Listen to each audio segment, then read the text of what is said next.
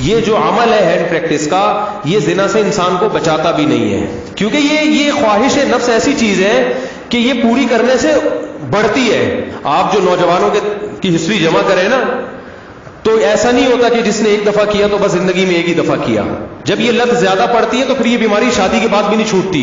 ایک آدمی کی 2 بیویاں، اسے نکاح سے پہلے اس کی عادت پڑ گئی، یہی سوچ سوچ کے کہ یار ابھی اپنے آپ کو ٹھنڈا کر لیتا ہوں، تسکین کر لیتا ہوں، برائی سے بچ جاؤں گا، یہ ہو جائے گا وہ ہو جائے گا.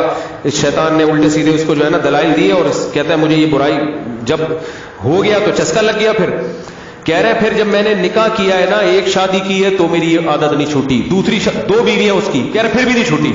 تو کہہ رہے میں اتنا غصے میں آ جاتا تھا کہ یار میری بیویاں بھی ہے پھر بھی مجھے ان کو تسکین اس میں ہوتی ہے. پھر تو یہ ہینڈ پریکٹس کا ایک یہ بھی بڑا نقصان ہے کہ جب اس کی لت پڑ جاتی ہے تو شادی کے بعد بھی یہ عادت نہیں چھوٹتی.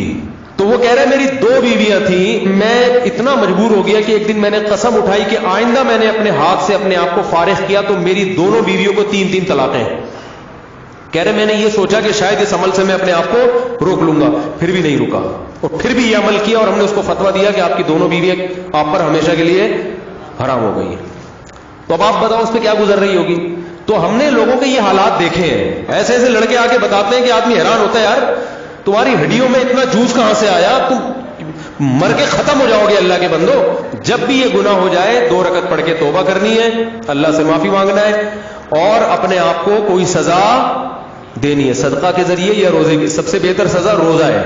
صدقے سے اتنا فائدہ نہیں ہوتا، روزے سے اس میں زیادہ فائدہ ہوتا ہے. تو اسی طرح جم جانے والے بھی اکثر ان برائیوں سے بچ جاتے ہیں، اور اس برائی سے بچنے کا بہت فائدہ ہے دنیا میں بھی آخرت میں بھی. لیکن میں نے آپ کو بتایا اس میں مایوس نہیں ہونا، یہ چیزیں جلدی نہیں چھوٹتی. ایک چیز کی لت اگر پڑ چکی ہو تو پھر ٹائم لگتا ہے چیزوں کو چھوٹنے میں، لیکن لڑتے رہنا ہے زندگی بھر.